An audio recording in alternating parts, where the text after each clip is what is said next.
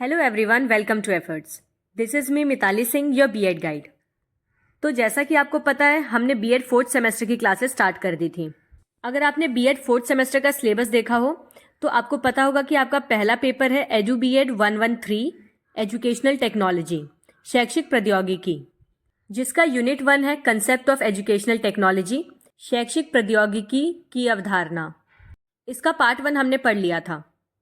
तो आपके fourth semester के जितने भी वीडियोस हैं उन सबको मैंने बीएड सेमेस्टर 4 नाम की प्लेलिस्ट में रखा है, तो आप उसको मेरे चैनल पे जाके देख सकते हैं, या फिर उस प्लेलिस्ट की लिंक मैंने आपको डिस्क्रिप्शन बॉक्स में भी दी है। उस लिंक से आप डायरेक्टली प्लेलिस्ट पे पहुंच सकते हैं। आज के इस वीडियो में हम unit 1 concept of educational technology का पार्ट 2 पढ़ने जा रहे हैं। आइए जानते हैं कि यूनिट 1 में आपको कितने टॉपिक्स पढ़ने थे। Meaning, definition, scope and significance of educational technology, components of ET यानी educational technology, software, hardware and system approach, educational technology and instructional technology basis. तो यहाँ तक हमने पार्ट 1 के वीडियो में पढ़ लिया था। पार्ट 2 में आज हमें पढ़ना है science of learning, Gagne's condition of learning, Gagne's association learning, the 5 categories of learning outcomes given by Gagne और the 9 events of instruction given by Gagne. अगर आपने सीटेट दिया होगा तो आपको पता होगा कि ये सारे टॉपिक्स सीटेट के पर्सपेक्टिव से बहुत इंपॉर्टेंट है। अगर आपने सीटेट नहीं दिया है और आपका टारगेट है सीटेट 2025, तो आपके लिए मैं 25 मार्च से सीटेट की फ्री क्लासेस लेके आ रही हूँ, जिसमें कि आप मेरे साथ अपना बीएड कंप्लीट करते करते सीटेट भी क्वालिफाई कर लेंगे। तो 25 मार्च से मेरे साथ सीटेट की तैयारी के लिए जुड़ना मत भूलिएगा। तो चलिए वीडियो को स्टार्ट करते हैं बिना टाइम वेस्ट किए।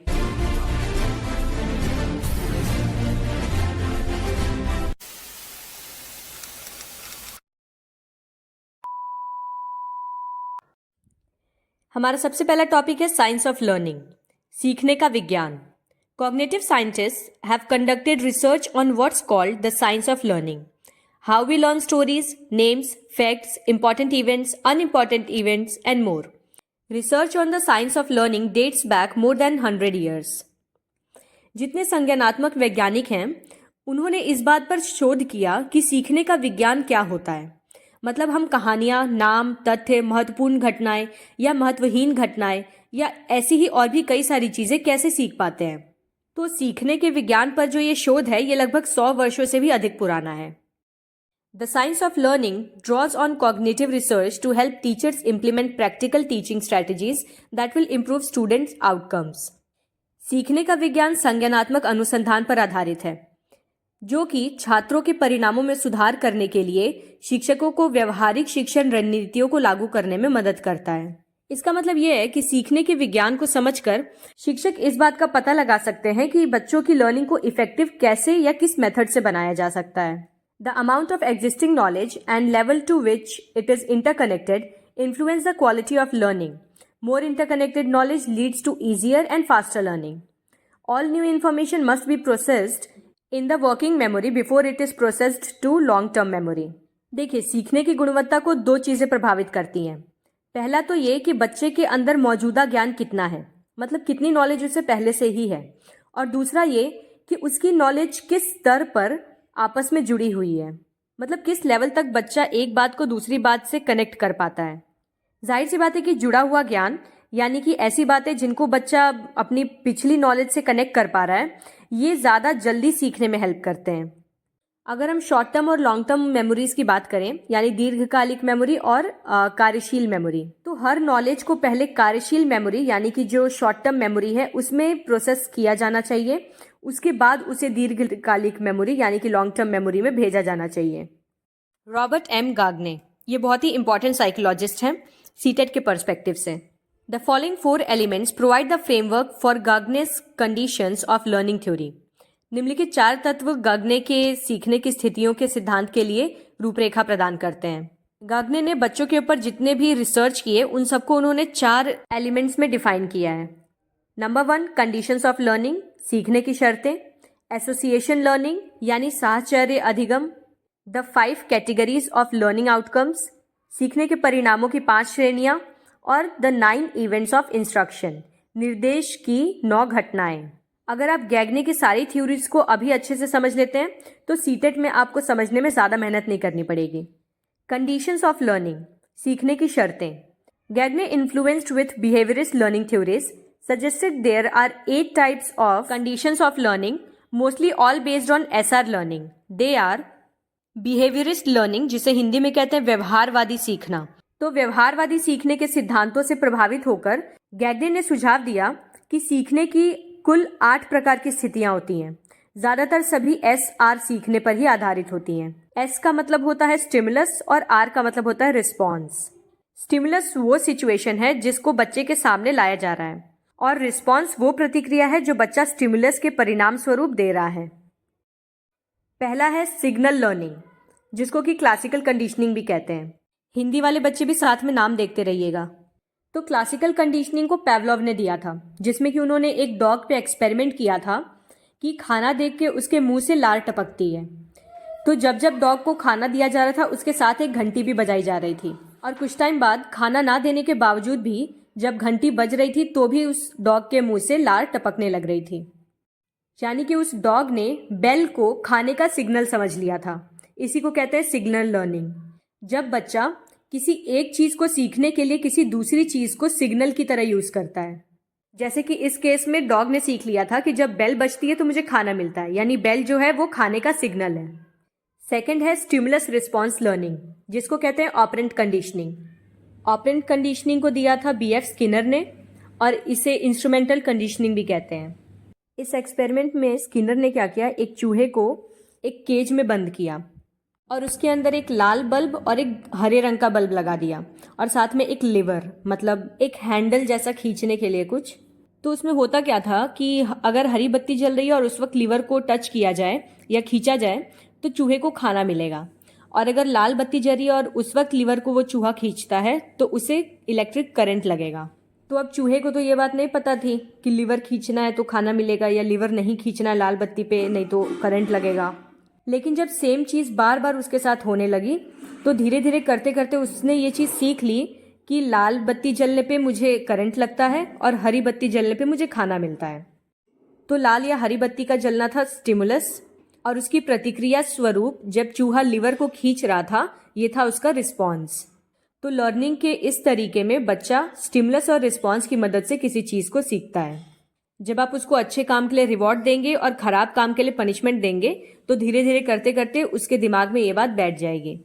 तीसरा है चेनिंग, इसको कॉम्प्लेक्स ऑपरेंट कंडीशनिंग भी कहा जाता है। तो इसमें बेसिकली किसी भी टास्क को स्मॉल पार्ट्स में तोड़ दिया जाता है और फिर एक एक पार्ट को बच्चे को सिखाया जाता है। फॉर एग्जाम्पल, अगर आपको सिखाना है बच्चे को कि वो खुद से अपना हाथ कैसे धुले, तो सबसे पहला स्टेप आप उसको सिखाएंगे नल चालू करना। एक बार जब वो नल चालू और बंद करना सीख जाएगा फिर आप उसको नेक्स्ट स्टेप सिखाएंगे कि अब अपने हाथ को पानी के नीचे ले जाना है। थर्ड स्टेप में उसको सिखाएंगे कि अपने हाथ में साबुन लेना है। फिर उसको बताएंगे किस तरह से अपने हाथ को चारों तरफ से मल मल के रगड़ना है। ठीक है, तो ये स्टेप वाइज सिखाना ही चेनिंग है। आपने चेन देखा है ना, वो कई सारे छोटे छोटे सिक्कड़ को मिला के बनती है एक लंबी सी चेन। तो उसी से याद रखिएगा, छोटे छोटे पार्ट्स में जब किसी टास्क को सिखाया जाता है उसी को चेनिंग कहते हैं। फोर्थ है verbal association, creation of associations using verbal connections. Verbal का मतलब क्या? मौखिक कनेक्शन का उपयोग करके संघों का निर्माण। मतलब इसमें बार बार बच्चे के सामने आप एक ही शब्द को दोहराते रहिए या उसे लिस्ट पकड़ा दीजिए कई सारे शब्दों को याद करने की, तो वो बार बार रिपीट करके बोल के उसे याद करेगा और उसके दिमाग में वो चीज़ बैठ जाएगी अपने आप। फिफ्थ है discrimination learning, learning of responding different to different stimuli. भेदभाव सीखने का क्या मतलब होता है कि अलग अलग उत्तेजनाओं पे अलग अलग तरह की प्रतिक्रिया देना सीखना। मतलब इसमें आप बच्चे को सिखाते हैं कि उसको किस सिचुएशन में कैसा रिएक्शन देना है। जैसे कि अगर आप बच्चे को बोले टच योर आईज, तो यहाँ पे उसको ये चीज़ सिखाएंगे आप कि आईज जब बोला जा रहा है तो उसको अपनी आंख छूनी है, जब नोज बोला जाएगा तो उसको नाक टच करनी है। तो आप बच्चे को हर अलग अलग स्टिमुलस में अलग अलग तरीके से रिस्पॉन्स करना सिखा रहे हैं।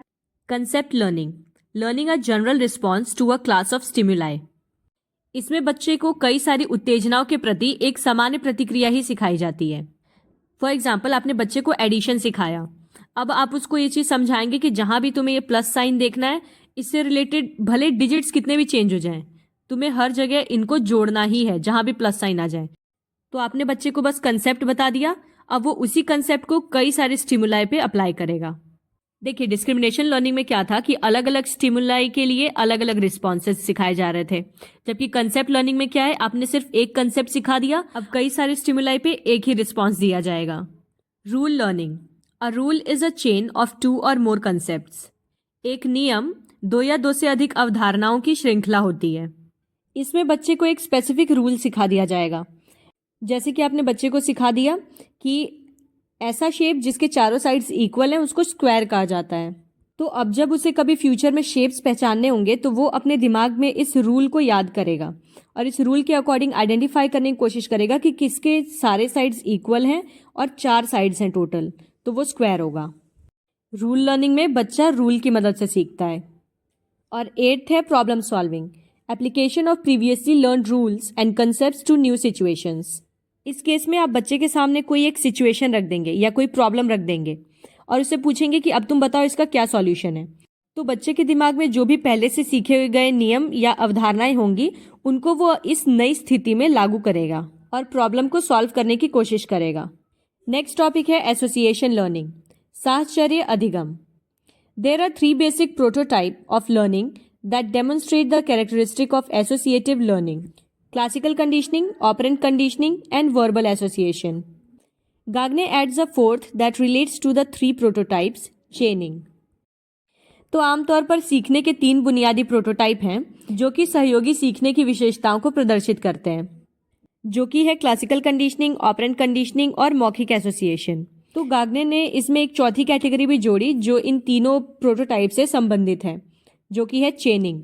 जैसा कि मैंने आपको भी बताया, classical conditioning is the process where the learner associates an already available response with a new stimulus or signal.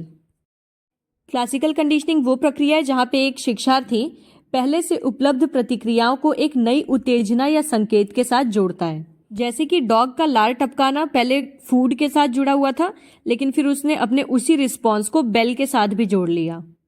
Operand conditioning is the process where a response in a learner is instrumental and thereby leads to a subsequent reinforcing event. Operant conditioning वो प्रक्रिया है जहां पे एक शिक्षार्थी की प्रतिक्रिया महत्वपूर्ण होती है और उस प्रतिक्रिया को बार बार दोहराते रहने से वो मजबूत होती जाती है। जैसे कि 1 बार 2 बार 3 बार करते करते उस चूहे को समझ आ गया था कि लीवर प्रेस करने पे जब हरी बत्ती जल रही है तो मतलब अब उसे खाना मिलेगा, और वहीं जब लाल बत्ती के जलने पे लीवर प्रेस किया जा रहा है तो उसे इलेक्ट्रिक करंट लग रहा है। Verbal association occurs when the learner makes verbal responses to stimuli that are words or pair of words. मौखिक जुड़ाव या वर्बल एसोसिएशन तब होता है जब शिक्षार्थी उत्तेजनाओं के लिए मौखिक प्रतिक्रिया देता है, यानी बोलकर, या तो 2 शब्दों में या 2 से ज़्यादा शब्दों में। मतलब जब भी किसी सिचुएशन में रिस्पॉन्स बोल के दिया जाए, ना कि एक्शन के थ्रू, तो उसी को वर्बल एसोसिएशन कहते हैं। Chaining is a process where a learner connects individual associations in sequence. For example, a learner can recite verbal sequences consisting of list of words or the alphabet from A to Z. Chaining एक ऐसी प्रक्रिया होती है जहाँ पे शिक्षार्थी व्यक्तिगत संघों को क्रम से जोड़ता है। उदाहरण के तौर पे एक शिक्षार्थी को शब्दों की सूची या फिर A से Z तक वर्णमाला याद करने के लिए दे दी जाए, तो वो हर लेटर को एक एक करके एक सीक्वेंस वाइज याद कर लेगा और इससे उसे पता चल जाएगा कि हाँ, ए के बाद बी ही आता है। वो कभी ए के बाद डी या एफ नहीं बोलेगा, एक सीक्वेंस या चेन वाइज उसे सारी चीज़ें याद हो जाएंगी। नेक्स्ट टॉपिक है गैग्नेस 5 टाइप्स ऑफ लर्निंग। गैग्ने द्वारा दिए गए सीखने के 5 प्रकार। यहाँ शिक्षा लिखा है, इसको सीखने कर लीजिएगा। Outcomes of this types of learning can be divided into 5 categories of performance और learning outcomes. Gagne speculated that they distinct in terms of internal organization in the long-term memory and required mental processing. These are verbal information, intellectual skills, cognitive strategies, motor skills and attitudes. तो अभी तक हमने जितना भी पढ़ा, इस प्रकार के सीखने के परिणामों को प्रदर्शन या सीखने के परिणामों की 5 श्रेणियों में विभाजित किया जाता है। गैग्ने ने अनुमान लगाया कि वे दीर्घकालिक स्मृति और आवश्यक मानसिक प्रसंस्करण में आंतरिक संगठन के संदर्भ में भिन्न है। तो सीखने के 5 प्रकार गैग्ने ने बताए हैं, जो कि है मौखिक जानकारी, बौद्धिक कौशल, संज्ञानात्मक रणनीतियां, मोटर कौशल और दृष्टिकोण। First one is intellectual skills, knowing how और having procedural knowledge. Intellectual skills, formerly known as Procedural skills is the most clear-cut way to identify the learner's preparedness. बौद्धिक कौशल को कैसे जानना या फिर प्रक्रियात्मक ज्ञान होना भी कहा जाता है। बौद्धिक कौशल को पहले प्रक्रियात्मक कौशल के नाम से भी जाना जाता था। तो शिक्षार्थियों की तैयारी की पहचान करने के लिए ये सबसे स्पष्ट तरीका है। They include concepts, rules and procedures. Rules and concepts are typically derived from simpler rules and concepts. In simpler rules and concepts lie the essential prerequisites for learning new intellectual, more complex skills. बौद्धिक कौशल में अवधारणाएं, नियम और प्रक्रियाएं शामिल हैं, जिन्हें कि गैग्ने ने 1984 में बताया था। ये सारे नियम और अवधारणाएं आमतौर पर सरल नियम और अवधारणाओं से बनी होती हैं। Intellectual skills are involved in the application of real world scenarios. It is knowing how to do something. जितने भी ये सरल नियम या अवधारणाएं हैं, इनमें नए बौद्धिक और उससे भी ज़्यादा जटिल कौशल सीखने के लिए आवश्यक शर्तें निहित होती हैं। वास्तविक दुनिया में परिदृश्यों के अनुप्रयोग में बौद्धिक कौशल शामिल होते हैं। बौद्धिक कौशल में हम सीखते हैं कि किसी चीज़ को कैसे करना है। Verbal information, being able to state ideas, knowing that और having declarative knowledge. Verbal information or declarative knowledge is seen when the learner is able to declare or state what he or she has learned. Declarative knowledge is made up of organized and meaningful categories that can be recalled in a variety of ways by the learner. In this category, previously learned information aids the learning of new information. It is the organized body of knowledge that we acquire. मौखिक जानकारी, विचारों को बताने में सक्षम होना या फिर ये जानना या घोषणात्मक ज्ञान होना. मौखिक जानकारी को घोषणात्मक ज्ञान भी कहा जाता है. ऐसे ज्ञान को तब देखा जाता है जब शिक्षार्थी जो चीज़ सीख रहा है उसे घोषित करने या बताने में सक्षम हो. जैसे कि आपने बच्चे को कम्युनिकेशन प्रोसेस सिखाया, अब आप उससे कुछ देर बाद दोबारा पूछें कि ठीक है, अब तुम मुझे बताओ कम्युनिकेशन प्रोसेस क्या होता है. अगर वो उस नॉलेज को एक्सप्लेन कर पा रहा है, डिक्लेयर कर पा रहा है, तो उसी को हम कहते हैं मौखिक जानकारी, घोषणात्मक जानकारी, या इंग्लिश में कहते हैं वर्बल इंफॉर्मेशन. जब वो अपनी प्राप्त की गई नॉलेज को वर्बली डिक्लेयर कर सके. ये घोषणात्मक ज्ञान संगठित और सार्थक श्रेणियों से बना होता है, जिसे शिक्षार्थी द्वारा विभिन्न तरीकों से याद किया जा सकता है. इस श्रेणी में पहले सीखी गई जानकारी नई जानकारी को सीखने में सहायता करती है. यानी अगर बच्चे के पास किसी कंसेप्ट के बारे में प्रीवियस नॉलेज है, तो उसे नया कंसेप्ट आसानी से समझ आएगा, क्योंकि वो प्रीवियस वाले से उस चीज़ को रिलेट कर पाएगा. ये ज्ञान का एक संगठित समूह है जिसे हम अर्जित करते हैं. Third one is cognitive strategies. Having certain techniques of thinking, ways of analyzing problems, and having approaches to solving problems. Gagne defines cognitive strategies as enabling learners to exercise some degree of control over the processes involved in attending, perceiving, encoding, remembering, and thinking. In other words, the student employs personal ways to learn, think, guide, and act. Instructional design, which promotes internal and external learning activities, is the core of Gagne's cognitive perspective. Cognitive strategies को हिंदी में कहते हैं संज्ञानात्मक रणनीतियाँ. इसमें सोचने की कुछ तकनीकें, समस्याओं का विश्लेषण करने के तरीके और समस्याओं को हल करने के दृष्टिकोण शामिल हैं. गैग्ने ने संज्ञानात्मक रणनीतियों को इस तरह से परिभाषित किया है कि जब कोई बच्चा उपस्थिति, धारणा, एनकोडिंग, याद रखने और सोचने में शामिल प्रक्रियाओं पर कुछ हद तक अपना नियंत्रण रखने में सक्षम होता है. दूसरे शब्द में कहा जाए तो छात्र सीखने, सोचने, मार्गदर्शन करने या अन्य कार्य करने के लिए व्यक्तिगत तरीके अपनाता है. कॉग्निटिव का मतलब दिमाग और स्ट्रैटेजीज का मतलब रणनीतियाँ. तो जो भी स्ट्रैटेजीज वो किसी काम को करने के लिए या किसी समस्या को हल करने के लिए अपने खुद के दिमाग से सोच रहा है, मतलब बच्चा उस चीज़ में किसी भी तरह का कोई कंसेप्ट या रूल अप्लाई नहीं कर रहा. जो भी चीज़ वो सोच रहा है वो उसके दिमाग से उत्पन्न हो रहा है. इस टाइप की लर्निंग को हम कॉग्निटिव स्ट्रैटेजीज कहते हैं. हम नहीं, मतलब गैग्ने कहते हैं. निर्देशात्मक डिजाइन, जो आंतरिक और बाह्य शिक्षण गतिविधियों को बढ़ावा देता है, गाग्ने के संज्ञानात्मक परिप्रेक्ष्य का मूल है. Motor skills, executing movements in a number of organized motor acts such as playing sports और driving a car. Simply put, this learning involves seeing how the learner is able to carry out steps of a motor performance or procedure in proper order. It is a combining of part skills or hands-on nursing skills. When gradual improvements in the smoothness and timing of the movement are gained through practice, then the skill is defined as a motor skill. Motor कौशल कई संगठित motor कृतियों में गतिविधियों को क्रियान्वित करना, जैसे कि खेल खेलना या फिर कार चलाना। अगर सीधे शब्दों में कहें तो इस सीखने में ये देखना शामिल है कि सीखने वाला मोटर प्रदर्शन या प्रक्रिया के चरणों को उचित क्रम में कैसे पूरा करने में सक्षम है। मतलब इसमें यह देखा जाता है कि कैसे कोई बच्चा किसी प्रक्रिया के हर एक चरण को बहुत ही बारीकी से और बहुत ही बखूबी कर लेता है। ये अंश कौशल या फिर व्यवहारिक नर्सिंग कौशल का संयोजन है। जब अभ्यास के माध्यम से गति की सहजता और समय में क्रमिक सुधार प्राप्त किया जाता है तो कौशल को मोटर कौशल के रूप में परिभाषित किया जाता है। किसी चीज को बार बार तब तक करते रहना जब तक कि उसमें परफेक्शन ना आ जाए, तो उसी को मोटर स्किल कहते हैं। जैसे आपने हेनरी फोर्ड के बारे में सुना होगा कि वो अपने एक वर्कर से एक ही काम को हमेशा कराते रहते ताकि उस पर्टिकुलर काम में उसकी प्रोफिशिएंसी डेवलप हो जाए। और फिफ्थ है attitudes, mental states that influence the choices of personal actions. Attitudes are inferred internal states that cannot be observe directly and sometimes described as having emotional and cognitive components. They influence behavior. It is the attitude or bias that affects the learner's action towards something or someone. Attitude को हम कहते हैं हिंदी में दृष्टिकोण, यानी किसी की वो मानसिक स्थिति जो व्यक्तिगत कार्यों के विकल्पों को प्रभावित करती हैं।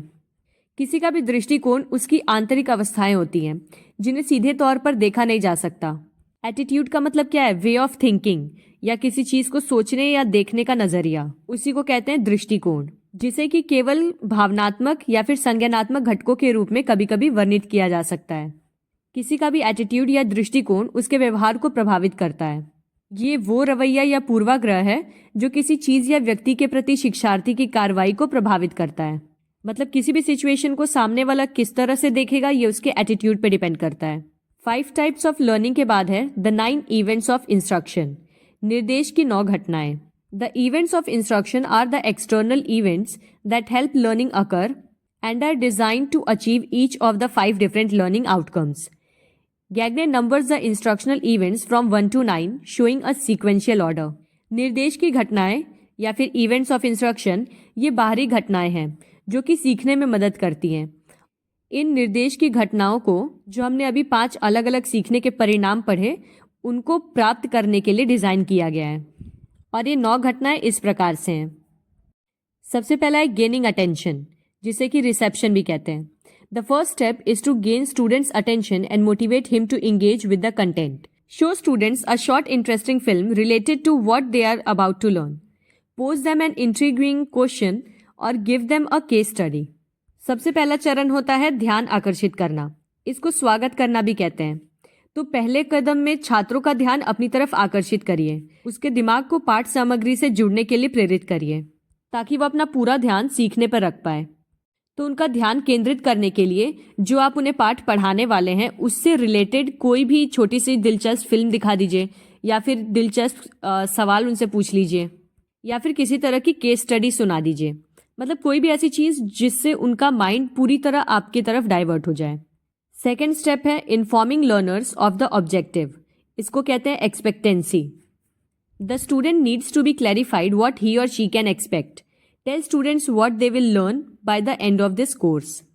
शिक्षार्थियों का सारा ध्यान अपनी तरफ केंद्रित करने के बाद आपको अब शिक्षार्थियों को उद्देश्य के बारे में सूचित करना है। इसे अपेक्षा भी कहा जाता है। वो इसलिए क्योंकि इस चरण में हम छात्रों को ये स्पष्ट करते हैं कि इस पाठ के माध्यम से वो क्या अपेक्षाएं रख सकते हैं। इस चरण में छात्रों को पाठ का उद्देश्य बताया जाता है कि पाठ के अंत में, यानी जब ये पूरा कंसेप्ट आप उन्हें पढ़ा देंगे, उसके बाद उन्हें क्या चीज़ सीखने को या जानने को मिलेगी। थर्ड स्टेज है stimulating recall of prior learning. इसको कहते हैं retrieval. Prior knowledge should be activated since it is important for learning new materials. Activate students prior knowledge by posing related questions. तो आपने बच्चों का ध्यान अपनी तरफ केंद्रित कर लिया, उन्हें इस पाठ के उद्देश्य के बारे में बता दिया। अब तीसरा चरण आता है पूर्व सीख की याद को प्रोत्साहित करना, जिसको कहते हैं पुनर्प्राप्ति। इस चरण में क्या होता है कि बच्चे के पास जो भी पूर्व ज्ञान सक्रिय है, उस ज्ञान को आप इस्तेमाल करते हैं नई चीज सिखाने के लिए। तो उनके पूर्व ज्ञान यानी प्रीवियस नॉलेज के बेसिस पे आप उनसे कुछ आसान से सवाल पूछिए और फिर उन सवालों का जैसा जैसा वो जवाब देंगे उनके आंसर्स को आप नए टॉपिक से रिलेट करते जाइए। फोर्थ स्टेप है presenting the stimulus, selective perception. Present the material to the students, possibly using various learning styles. Present the material to the students and use additional materials like timelines, various examples, concept maps, diagrams and encourage students to engage in the discussion. प्रोत्साहन प्रस्तुत करना, इसको चयनात्मक धारणा भी कहते हैं। विभिन्न शिक्षण शैलियों का उपयोग करते हुए छात्रों को सामग्री प्रस्तुत करें। छात्रों को सामग्री प्रस्तुत करें और समय रेखा, विभिन्न उदाहरण, अवधारणा, मानचित्र, आरेखा जैसी अतिरिक्त सामग्री का उपयोग करें और छात्रों को चर्चा में शामिल होने के लिए प्रोत्साहित करें। अब इस स्टेप में जो भी आपने स्ट्रैटेजीज बनाई है उनके अकॉर्डिंग आपको लेसन को प्रेजेंट करना है बच्चों के सामने। साथ ही आपको अलग अलग तरह के टीचिंग एड्स भी यूज करने हैं और कोशिश करनी है कि आपके पढ़ाने के दौरान बच्चे भी आपके इस डिस्कशन में पार्टिसिपेट करें। मतलब वो सिर्फ बैठकर सुने नहीं आपके लेक्चर को, बल्कि अपने पॉइंट ऑफ व्यू भी प्रेजेंट करें, अपने आप को एक्सप्रेस करें। फिफ्थ स्टेज है providing learning guidance, semantic encoding.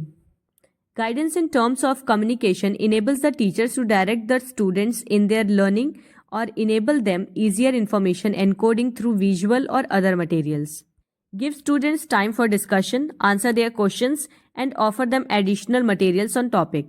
Be available to the students also when not in class. शिक्षण मार्गदर्शन या फिर सिमेंटिक एनकोडिंग प्रदान करना। संचार के संदर्भ में मार्गदर्शन शिक्षकों को छात्रों को सीखने में निर्देशित करने में सक्षम बनाता है। साथ ही छात्रों को दृश्य या अन्य सामग्रियों के माध्यम से आसान जानकारी एनकोड करने में सक्षम बनाता है। शिक्षण मार्गदर्शन का मतलब है कि आपको बच्चों को गाइड करते रहना है, छात्रों को चर्चा के लिए समय देना है और उनके प्रश्नों के उत्तर भी देने हैं और साथ ही टॉपिक से रिलेटेड जो भी आप उन्हें मटेरियल प्रोवाइड कर सकते हैं वो भी करना है। आपको छात्रों का मार्गदर्शन हमेशा करते रहना है, चाहे आप कक्षा में उपलब्ध हो या ना हो। एलिसिटिंग परफॉर्मेंस, जिसको कहते हैं responding. Students need practice. Practice should immediately follow instructions and be well defined in terms of its nature, objectives and expected student responses. Give students a brief test after each unit to let them check their own knowledge and see if they understand everything before moving on. Sixth step है प्रदर्शन जानना या फिर प्रतिक्रिया देना। तो इस चरण में छात्रों को अभ्यास की आवश्यकता होती है। मतलब अभी तक बच्चों ने जो भी पढ़ा या सीखा ये जरूरी है कि वो उसकी प्रैक्टिस भी करें, जिसके लिए अभ्यास के बारे में तुरंत उन्हें निर्देश देने चाहिए और साथ ही अभ्यास या प्रैक्टिस किस तरह से करनी है, उसकी पूरी प्रकृति, उद्देश्य और उसकी प्रक्रिया, ये सब कुछ छात्रों को सही से समझाना चाहिए। हर एक इकाई यानी एक यूनिट फिनिश करने के बाद आपको छात्रों की संचित में परीक्षाएं भी लेनी है। मतलब छोटे छोटे टेस्ट लेते रहिए, जैसे एक यूनिट फिनिश हुआ छोटा सा क्लास टेस्ट ले लीजिए, ताकि अगले टॉपिक पे बढ़ने से पहले बच्चे अपनी नॉलेज को खुद टेस्ट कर सके कि उन्होंने अभी जो टॉपिक पढ़ा उसके बारे में उन्हें कितनी नॉलेज हुई है। सेवेंथ स्टेप है प्रोवाइडिंग फीडबैक, इसको रीइंफोर्समेंट भी कहते हैं। Feedback is additional guidance offering the student immediate evaluation of his performance, enabling him to realise his mistakes and misconceptions. Discuss quiz results with students, answer students questions, also opens post through email, but instead of giving them a direct answer, give them hints or guidelines that will lead them to the answer. Feedback प्रदान करना या सुदृढ़ीकरण करना। Feedback एक अतिरिक्त मार्गदर्शन है जो छात्रों को उनके प्रदर्शन का तत्काल मूल्यांकन प्रदान करता है। बच्चों ने टेस्ट में जो भी रिजल्ट्स लाए उसके अकॉर्डिंग, उसके बेसिस पे आप उन्हें फीडबैक दीजिए। उन्हें उनकी गलतियां बताइए या जो भी उनके दिमाग में गलत फहमियां थी उनको दूर करिए। जो भी क्वेश्चन आंसर सेशन हुआ या डिस्कशंस हुए उनका जो भी रिजल्ट है वो बच्चों के साथ आप डिस्कस करिए।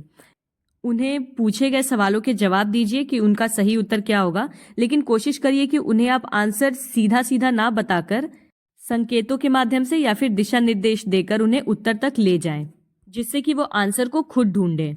8th one is assessing performance, retrieval. At the end of each course, students' knowledge should be assessed in order to check if expected learning has occurred. Either by a test at the end of the course, seminar, case study, assess students' performance to see if the course objectives defined at the beginning have been accomplished. 8वां चरण है प्रदर्शन का आकलन या पुनर्प्राप्ति। प्रत्येक पाठ्यक्रम के अंत में आपको छात्रों के ज्ञान का मूल्यांकन करने के लिए पाठ खत्म होने के बाद यानी उसके अंत में या तो उनका एक परीक्षण ले लीजिए या सेमिनार केस स्टडी द्वारा या और भी अन्य तरीकों से आप बच्चों की नॉलेज को टेस्ट कर सकते हैं। मतलब अपना लेसन स्टार्ट करने से पहले जो आपने ऑब्जेक्टिव डिसाइड किया था, जो ऑब्जेक्टिव बच्चों को बताया था, आपको लेसन खत्म होने के बाद चेक करना है कि वो ऑब्जेक्टिव अचीव हुआ या नहीं। आप जो बच्चों को सिखाना चाह रहे थे, क्या वो बच्चे सीख पाए हैं या नहीं। और 9th है एनहेंसिंग रिटेंशन एंड ट्रांसफर। इसको जनरलाइजेशन भी कहते हैं।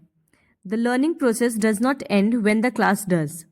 The teacher should advise students how and in which context to apply and transfer the just gained knowledge in the world outside the classroom. Provide students with real life examples or context in which they can use the acquired knowledge. प्रतिधारण और स्थानांतरण को बढ़ाना या फिर समानीकरण करना। कक्षा समाप्त होने पर सीखने की प्रक्रिया समाप्त नहीं होती है। शिक्षक को छात्रों को ये सलाह देनी चाहिए कि अभी जो कक्षा के अंदर उन्होंने ज्ञान प्राप्त किया, उस ज्ञान को वो कक्षा के बाहर की दुनिया में कैसे और किस संदर्भ में लागू कर सकते हैं। इसीलिए छात्रों को वास्तविक जीवन के उदाहरण या संदर्भ प्रदान करें जिससे कि वो रियल लाइफ सिचुएशन से रिलेट कर पाए उस चीज़ को जो भी उन्होंने अपनी क्लासरूम में पढ़ा। तो ओवरऑल हमें बस गैगने के बारे में इतना ही जानना था। हाँ, सीटेट में इन्हीं सब चीज़ों को हम थोड़ा और डिटेल में पढ़ेंगे। So that is it. I hope कि आपको टॉपिक अच्छे से समझ आया होगा। सो प्लीज़ चैनल को सब्सक्राइब कर दीजिए और इससे अपने दोस्तों के साथ भी शेयर करिए। And yes, don't forget to give your feedback in the comment section, because आपके कमेंट्स बहुत ज़्यादा मोटिवेट करते हैं मुझे। तो मिलते हैं अब अगले वीडियो में। Till then take care and bye bye.